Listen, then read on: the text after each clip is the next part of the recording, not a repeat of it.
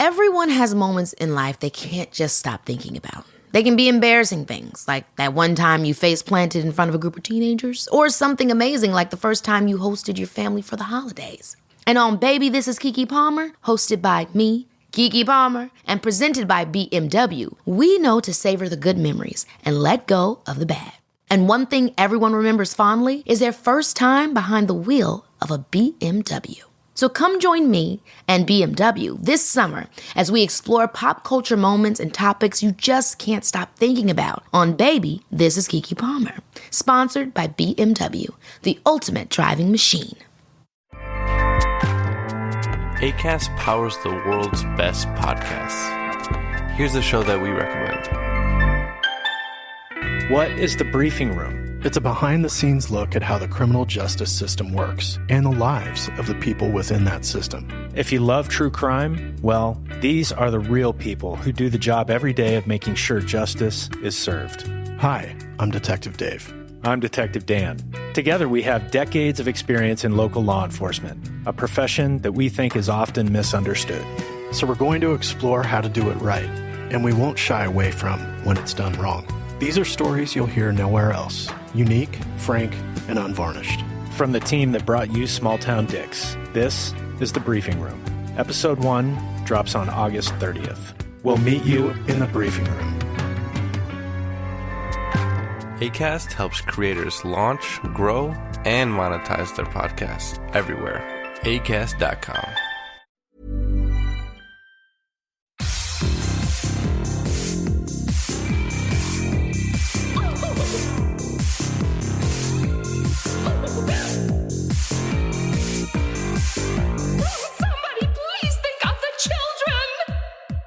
Ever get that moment where you feel like you're gonna burp and then it just sort of sits there in your stomach, like, ugh, oh, it's the fucking worst. Because I feel like I'm gonna burp. I'm trying to not do it while I'm gonna like do my intro, but here we are. Fuck it. And welcome back to Little Cuts, our weekly mini-sode where we dig into the things that we've been watching recently. I'm Terry. And I'm Mary Beth, and this week we are talking South by Southwest, baby. We are both covering the festival virtually this year, and so we are going to talk about what we've been watching. The air horns burped you. It did. It's it's like a little baby, pat in the back. Air horns. Bow, bow, bow, bow. Wow. I don't even know what to say to that. We're doing great. Here we are. We are watching a lot of movies. Not nearly as much as Sundance. Not nearly as much as I wanted to, but... Yeah. But still, we are watching some good fucking movies. I will say, I've been pleasantly surprised that I've seen consistently really liked every movie I've watched. I have not seen a stinker so far. There have been some that are like just fine for me, and there's one that I'll definitely be talking about that is very well made, but is the worst experience I've ever had watching a film. But yeah, this is a really solid slate this year, I would say. Overall, I agree, especially like for the Midnighters and the horror stuff. I haven't really watched anything that's not genre this year. No, I haven't had time either. I didn't take any leave at this time, so it's like whatever I can sneak in. I've been watching. Yeah, so the genre stuff though, like the Midnighters and some of the stuff that isn't technically a Midnighter but is horror. There's been some really good shit. So, what has been your favorite of the fest? Maybe we could start there. So, my favorite of the fest so far, which will be surprising to literally no one, is Deadstream. Surprise! That's also my favorite of the fest.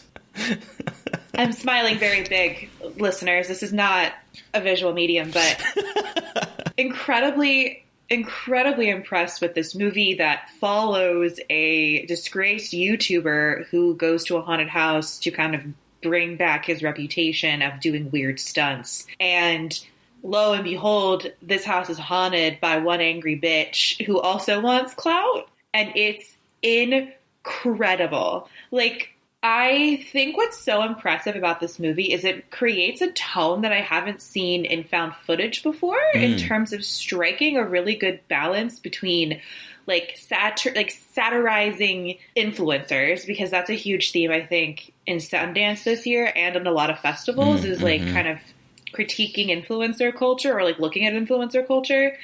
This movie does a really good job, I think, like making fun of it, but not to a cringy point in terms of like ridicule. I think it just does a really good job about making Sean annoying and like an anti-hero, but not to the point that he's just like cringe. Because I think it really could have gone into cringe territory very easily. And also it's just like fucking Evil Dead creature weirdness. And it's incredible. There's at one point there's a shot that's like straight out of Evil Dead where she's like he moves a sheet and like she's in his crotch and bites his crotch Just and bites I'm his like, dick. yes. So I loved it. I think it shows everybody the found footage genre is alive and well, and there's some really cool shit you can do with it, and that makes me very happy. Yeah, this was one of the more inventive uses of found footage that I've seen, and it's funny because it does a lot of things that you'd expect from the subgenre, where it sets up where he's establishing cameras all over the place, where it's like, okay, we're going to get a little bit of like a Paranormal Activity vibe, where it's like there's cameras Like and it's going to pick up things too. So we have a little bit of that. We have, him with having like the GoPro attached to his forehead and a face cam, so we can see like all of his reactions as well as like. So there's like a lot of that kind of stuff where it's hitting notes that I would expect to see, but then it does some very incredibly inventive things with it, and some of it is really kind of, I would say, silly. It like there's a moment. One of the running gags is that he has like this iPad where he keeps adding cameras to it, and at one point he adds a beef camera because he's made a camera out of a Slim Jim and his camera, and it's hilarious. Spear cam. That moment, one of my favorites. So I don't want to spoil it, but one of my favorites, the way they use cameras in this is one of my favorite moments of this. But what also like immediately grabbed my attention is that as someone who had surprisingly been a watcher of a lot of YouTube personalities at a certain time, to see the kind of cycle that he goes through, it nails the sort of like influencer culture, YouTube culture, where, you have like a controversial figure who does things that aren't necessarily good or ethical, but gets a lot of views because he's wild and wacky and he's paying a homeless person to fight him. Like, this is the kind of stuff that he was doing, and then he loses his clout, and what does he do? He makes that apology video. Wham, I'm so sorry, blah, blah, blah, blah, blah. Don't leave me, sponsors. So the cycle that he goes through up until this moment, this movie, felt very authentic, to the point that like I almost expected him to be an actual internet personality that was really on the internet. Like, it really nails that authenticity that I think a lot of found footage films strive to get. I agree 100%. There's like a sincerity to his performance that he's performing, but there's a sincerity in that performance because like it's like the YouTube thing. It's like weirdly sincere, but it's a performance at the same time, and it's this weird thing that it's like kind of hard to navigate as a person consuming YouTube content. And so they really do capture that like very well. And the movie isn't afraid to be silly, but it's also not afraid to be creepy and gross. And I really think they struck like this incredible balance between the horror and the comedy to make it really fun and silly, but scary at the same time, which I think is really fucking hard. Yeah, absolutely. Yeah. There's one jump out gag that like got me, had me jump and like almost throw my laptop on the ground. Like, it strikes that balance. It's just so much fun. And the creature design. I was not expecting some of the like weird design you see in this movie. It's real good. So it to me is the best midnight. Like, you only see like them like briefly. Yeah. But it's like one of those like, what the fuck did I just see? Like, what was that? What was that? It's incredible. So yeah, then did someone pick that up already? Did Shudder pick that up? I think Shudder. It feels like this would be like a home run for Shudder, but I'm not sure if it has been. I think it's gotten picked up already because, of course, it did, and it got such good reviews. I'm pretty sure it got picked up. So look out for that one, y'all, because it's real good. But what about, besides Deadstream, what other films have like really stuck out to you that you've seen? Well, okay, so this one, I mean, Deadstream is probably my favorite, and this one isn't like this in order. This wouldn't be my next one, but I kind of want to talk about it because I feel like it's sort of digging into similar themes that movie did. Because you were talking about how like Sundance, the movies this year have really kind of tackled influencer culture. And so another movie that I saw this year called Sissy. Did you see that one? I did see Sissy. Also tackles influencer culture in a very interesting way that is both like poking some vicious like satire at it, but at the same time not, I don't know, villainizing it to a certain degree, because it strikes this weird balance where the main character in Sissy is Cecilia, and we get like a little bit of flashback of her as a kid where she was best friends with this girl named Emma. And they were BFFs, yada, yada, had all this like video of them, you know, doing stuff and made a time capsule and buried it and all this kind of thing. But there was a falling out at some point, and the movie kind of interjects these flashbacks throughout it to kind of fill in what exactly happened. But something happened. They stopped being friends. And then in the present time, Cecilia runs into Emma at a pharmacy and in a grocery store. And all of a sudden, Emma's like, oh, my gosh, I'm getting engaged. It's a queer movie, so I love that aspect of it. And she wants her to go to her engagement party and get involved. And so against her kind of better judgment, she does. And she goes there. And unfortunately, the person that sort of put a wedge between them as kids is also there. And it kind of awakens up. Yeah, and it kind of awakens like the long simmering tensions between them. But the reason why it's this movie kind of reminds me a little bit of what Deadstream is doing is that Cecilia is an influencer. She is one of those kind of, you see them all over YouTube, this sort of like self-help, the person that doesn't necessarily have a degree in psychology, but does all these things to like make people feel good about themselves and sort of tackle that aspect of it. And the way that she gets her own sense of like dopamine hit by looking at her followers and getting her followers that are like responding to her videos like, yes, you're so wonderful, yes, queen, that kind of stuff, is giving her that dopamine fix that is fake fixing her. And when in reality, she really needs to go see someone to help because there's a lot of trauma there.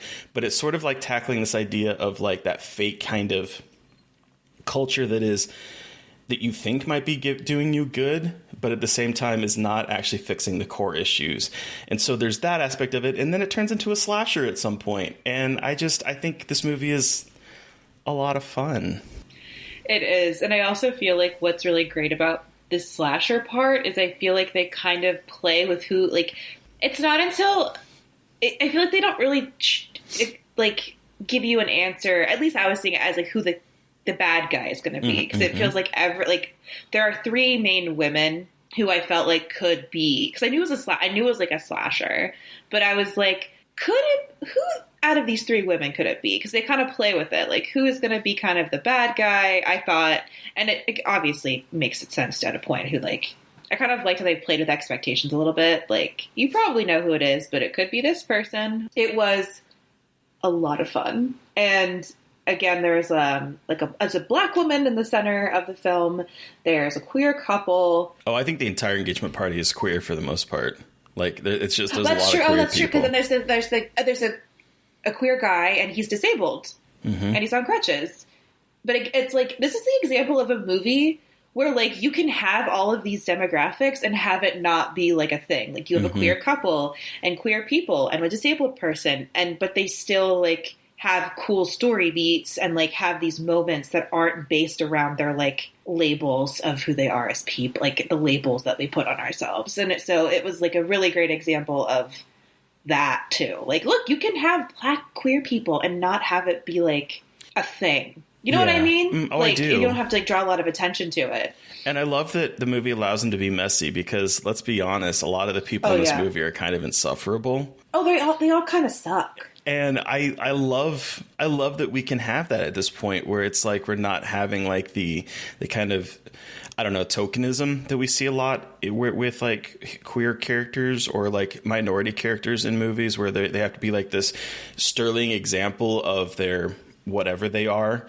their race or their sexuality or whatever the case may be. We can have them be messy and have them be kind of insufferable people. And I love that this movie allows them the freedom to do that. Me too. And Shudder picked that one up. So that'll be out probably later this year, hopefully. Yeah. What's another one that you wanted to highlight? So one I really wanted to highlight is called Slashback. Slashback is a First Nations woman-directed film about a group of Inuk teenage girls who fight aliens. And I was saying to Terry before we started recording, to think of like a movie comparison, it's kind of got Attack the Block vibes in terms of like a group of kids in a certain location are kind of tasked with fighting off about like an evil force. And there is some interesting stuff here also about like people on First Nations land doing some fucked up shit, and that awakens something in the land. And then these Inuk, like this village is called Pang. It's not solely Inuk people, but it's primarily.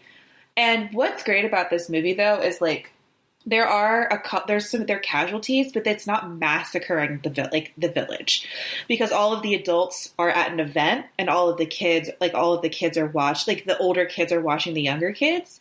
So it's like the younger girls against the aliens, and we don't see like a massacre of people. You just see a couple aliens, and it's basically like the Thing where they take over the body of a person, but instead of it being like you don't know who's who, it's pretty obvious that the alien is trying to seem human, but the face is just not on correctly.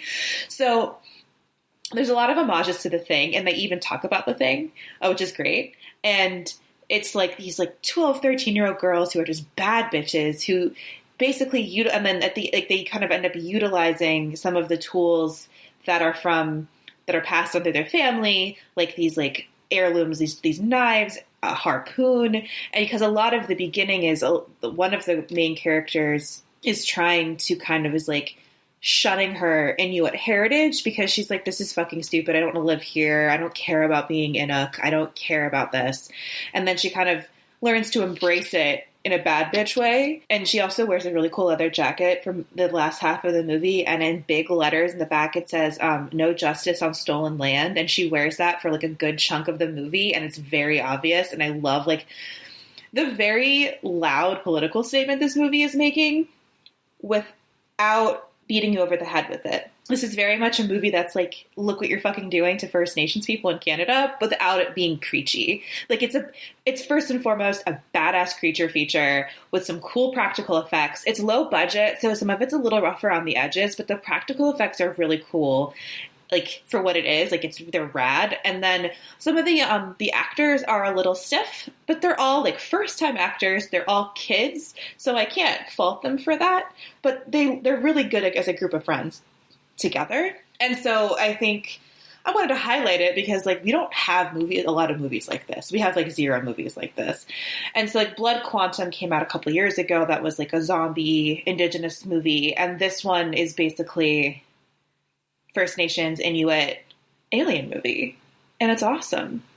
And it interweaves their culture with the alien movie, which is again like speaking to the cultural influences without it like feeling like a movie that's just about that. And it's really cool to see like these, and like another movie I saw that has similar vibes in terms of like taking expected genre tropes and putting them in a context we don't see is Bitch Ass. I'm not going to talk a lot about it, but it's basically a black slasher movie with a black villain, all black cast in a black neighborhood. It's like Tales from the Hood.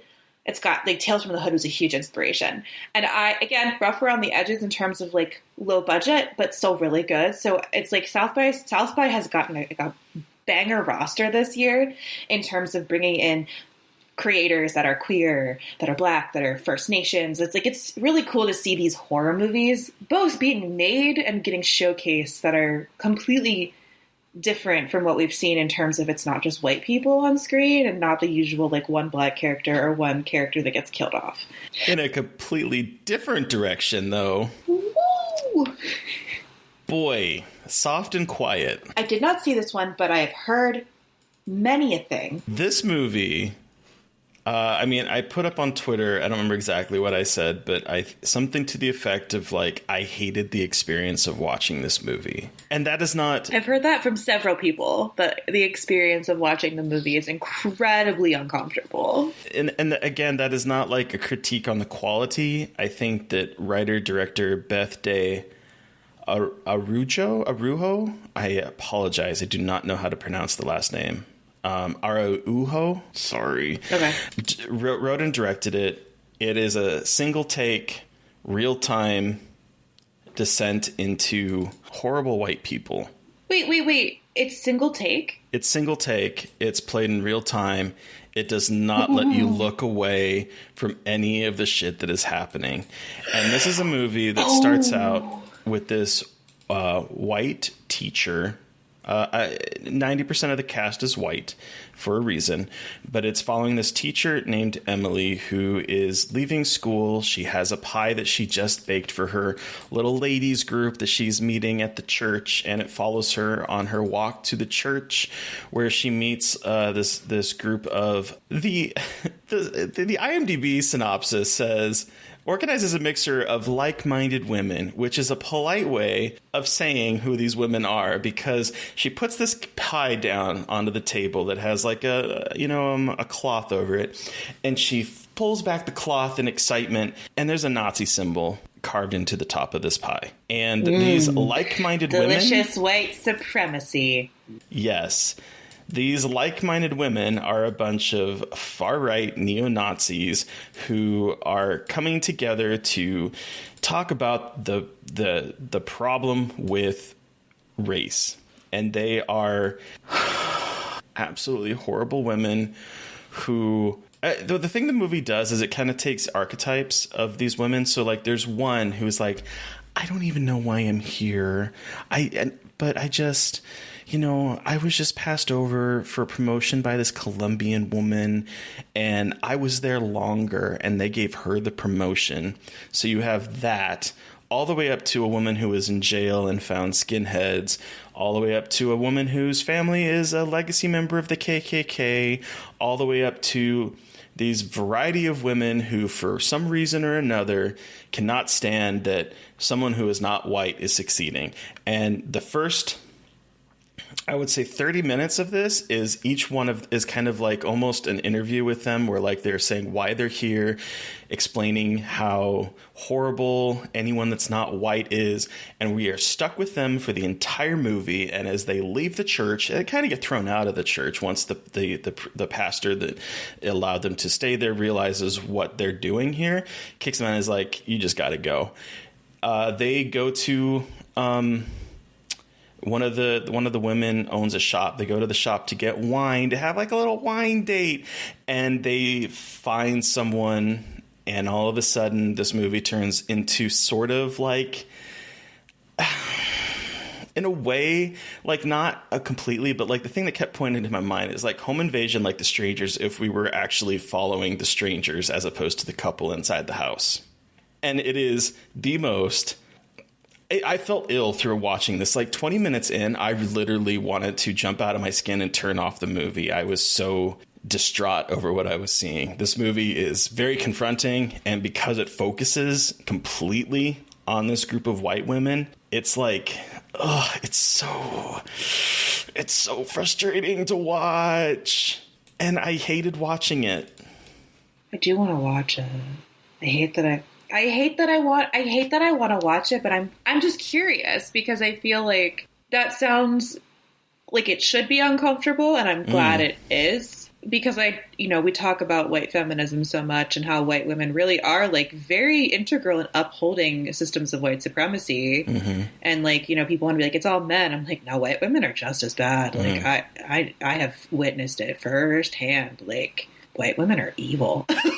Yeah. Speaking about my people, but like white women are evil. And so I'm glad that it does that. I mean, it's fucking sucks that it has to be that way, but I'm also glad that someone tackled it because good Lord. And like, I know that movie Karen that was like trying to make fun of that shit was like bad. And it sounds like this one is very much more head on facing that, which is great and also terrible. Yeah, like I can't. I did not like this movie, but I like this movie. If that makes sense. Oh yes. Oh, 100%. You hated watching it, but like you appreciate it for what it is and like what it's tackling and what it's accomplishing. I think what I appreciated the most is that because it is based, the women in the beginning are presented as archetypes. It's sort of like, I feel like it's sort of exploring this idea of what alt-right or Aryan or neo-Nazi or whatever you want to call it, ideal isn't just like a person of the KKK, isn't just like some kind of, mustache twirling villain. That there are definitely different people that have come together over their hatred of people who are not white, who are not straight. Because it's at some points like the main character browbeats her husband saying, "You don't want me to look at you like you're a faggot, do you?" Like the idea behind this movie, the isms behind this movie are just like, these people feel superior to everything that is not straight and white. And seeing sort of like the way that it plays out and how easy it would be to like find someone that is maybe just a little bit more right than you, or like a little bit more of a in your face than you, and how that can kind of like spiral into something that is absolutely heinous of what happens in this movie is like, there's like authentic truth behind it, and it made me really uncomfortable, and I hated it. But it was good, if that makes sense. I don't even know if any of that made sense, but I had a very visceral reaction to this movie. It does, though. It makes a lot of sense. Like, it's great, but you never want to experience it again. And like, the viewing like, I've plenty of movies I've watched do that, where you're just like, you have a podcast that's all about that.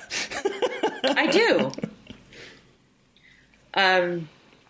Yeah, it's like, that was an incredible movie. I will never put it in my eyeballs ever again. I never want to watch this movie again. Are you glad you watched it? Jury's still out? I think so. Like, okay.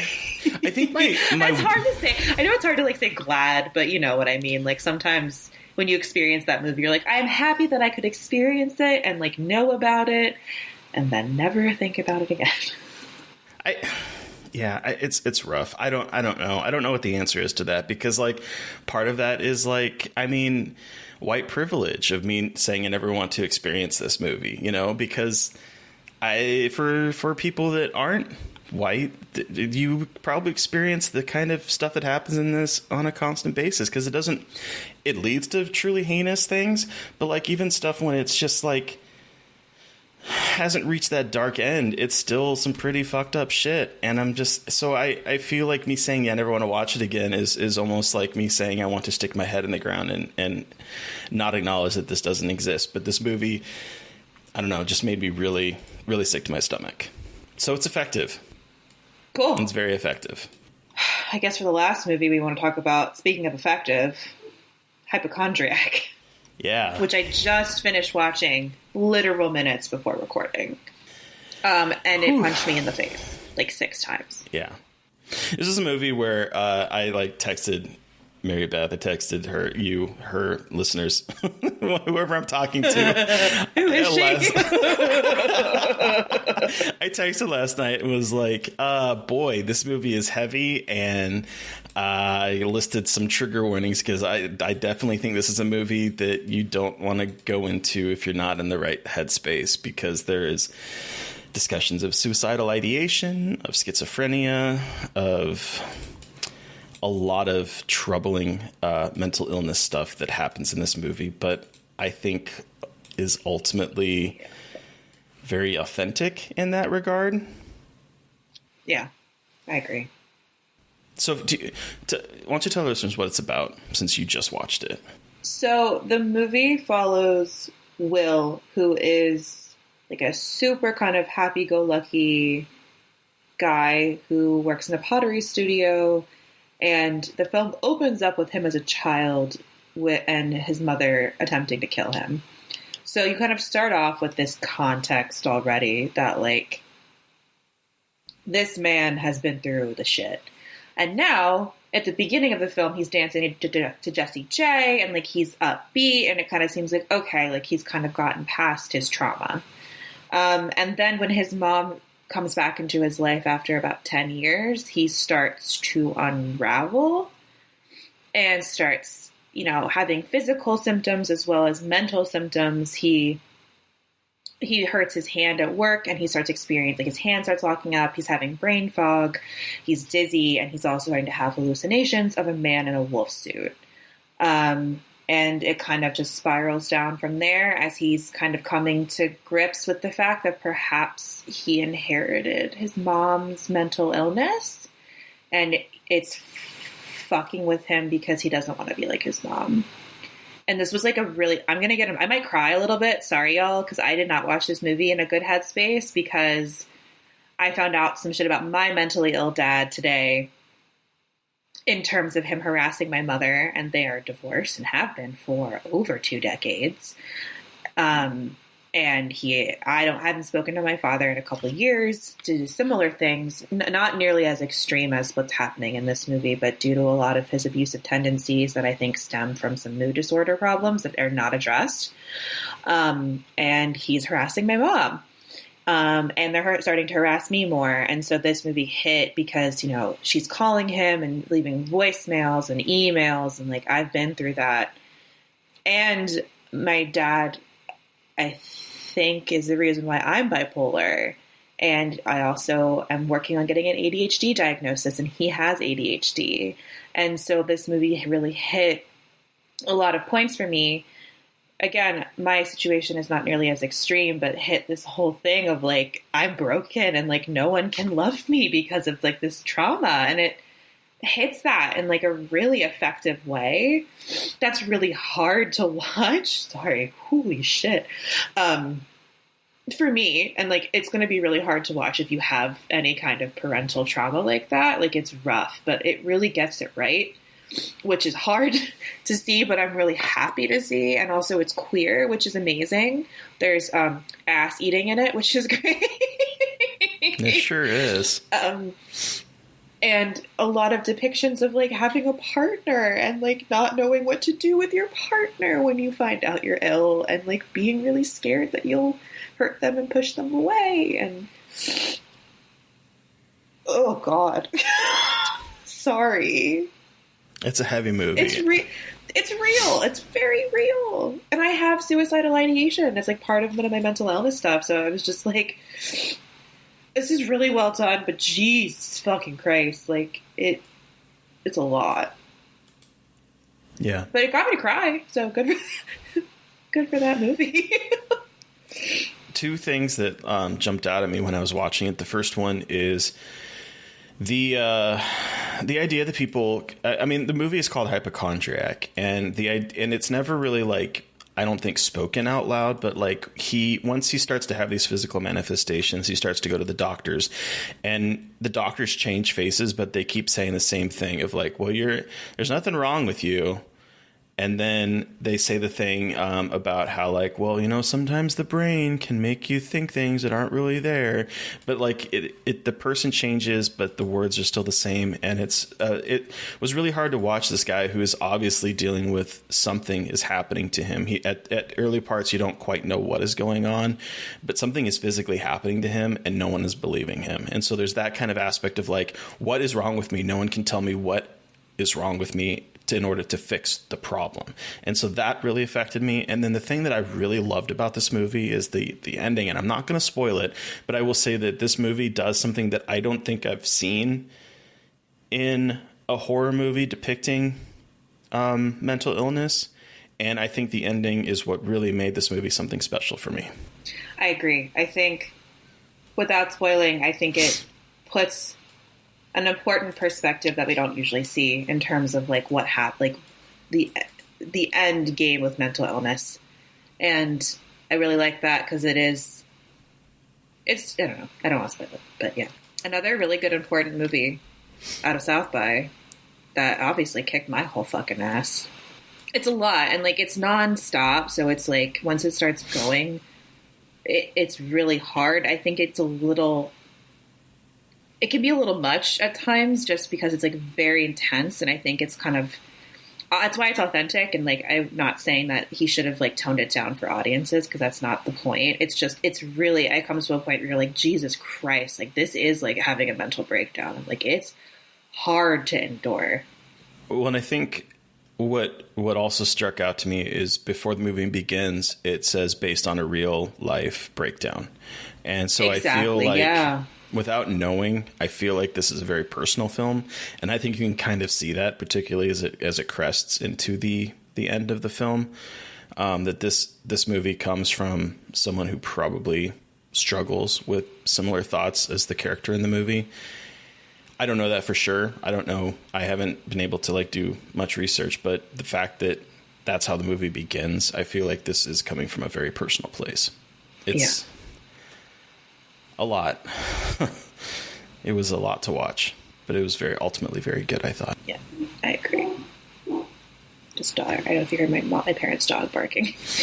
So were there any others you wanted to quickly mention? I mean, we don't have to really dig into anything deep, but... No, I think the only other one that we didn't mention, Jessica, which is a weirdly labeled horror comedy. It's not a comedy about stalking and trauma. And I was like, yo, this isn't fucking funny at all. It's real good, but it's not funny. I think that's the only other one I haven't mentioned. I've watched 6 movies, and I think we talked about all of them. Yeah, I'm the same way with Jessica. I thought it was decent. I did not think it was funny. I think there's a little bit of some quirky deadpan humor to some of the dialogue exchanges, but I would not classify this as a... I think what people struggle, like what I struggle with, or like, I think, not me, really. I think there's like a desire to label things horror comedy when they're horror movies with some comedic elements that aren't meant to be a comedy, if that makes sense. I think horror comedy is like a good marketing word right now, and you put that on there. But this was more a movie with like some comedic aspects, but it was not a horror comedy. And I think it doesn't do the movie justice, and also kind of like threw me off as a person who has had a stalker. It was just like, this isn't funny at all. So that was like my biggest problem with it. But besides that, I think it's really well done. Look at like the trauma haunting you, quite literally. Quite literally. Yeah. So, yeah, that's our list. A lot of good stuff this year. A lot of good stuff this year. But we're back to our regularly scheduled folk horror programming next week. So, Terry, what are we watching? So, if you haven't listened to our episode with filmmaker Maddie Doe, which, by the way, as Mary Beth has said on Twitter, is probably our best episode, I think. It was my favorite episode. It's very heavy and very real. Very different than what we usually do. But if you haven't listened to that, go listen to it. But she recommended, because she was involved in the folk horror documentary that's on Shudder, she recommended Belief, The Possession of Janet Moses, which I believe is a New Zealand folk horror movie. So we're going to watch that next week. Yes. I'm looking forward to it. Me too. But who are we talking to on Monday, Mary Beth? On Monday, we are chatting with Robbie Banfitch, who is the writer and director of the found footage film The Outwaters, which is playing this weekend as of the release of this podcast at the Unnamed Footage Festival, which I will also be at this weekend. I am going on an airplane for the first time in over 2 years. But with Robbie, we are kind of talking about The Changeling. It's a chaotic episode. It's really funny. It's wild. So get ready for that on Monday. This is probably our most chaotic episode we've had. I mean, if you want to hear about my girlfriend who tried to save me, if you want to hear about Robbie's grinder hookups, like, it's a lot. But we really just kind of unpack a lot of shit. We kind of ended up unpacking some weird relationship trauma for Terry, which is really bizarre. That was so weird. That was things really I hadn't weird. thought about in like years. All of a sudden, started just kept flooding back to me. It was like, oh god, all these things that I thought had been packed neatly into a little box somewhere in my head. It's just like and like just shoved in the back because of the Changeling. Oh man, because of the Changeling. Thanks, movies. But yeah, The Changeling is playing also, by the way, on Shudder. And if you have not seen it, it is a classic ghost story and one of the best. Good. It is. So. It is one of the best. But listeners, you've heard from us. We can't really hear from you yet because a lot of these movies haven't come out yet. But which are you the most excited for? Because I know there's been a lot of really cool news about who's acquiring a lot of these movies. So let us know which films you are most excited for. Or if you have suggestions for more folk horror we should cover, send us an email at scarredforlifepodcast@gmail.com, or you can follow us on Twitter. I'm at MD McAndrews. And I'm at Gaily Dreadful. And, of course, follow the podcast on Twitter at Scarred Podcast. And speaking of all the found footage stuff we've been talking about, if you want a recommendation, or even if you don't, make sure that you are giving us a review on iTunes and giving us that rating and subscribing and doing all of that stuff that YouTubers say, speaking of influencers, because I hate to say it, but it really does help us out. It does. And I'm going to a found footage festival this weekend, so I'll have even more recommendations. Yeah. So get on it. But thank you to Eric Parr for artwork. Thank you to Sean Keller for music. Thank you, everyone, for listening. Please stay safe out there, but most importantly, stay creepy. And until next time. Won't somebody please think of the children?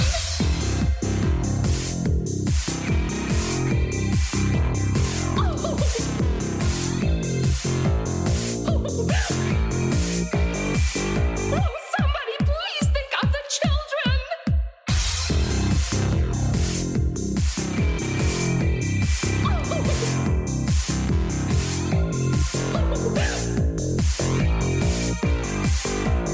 Somebody please think of the children!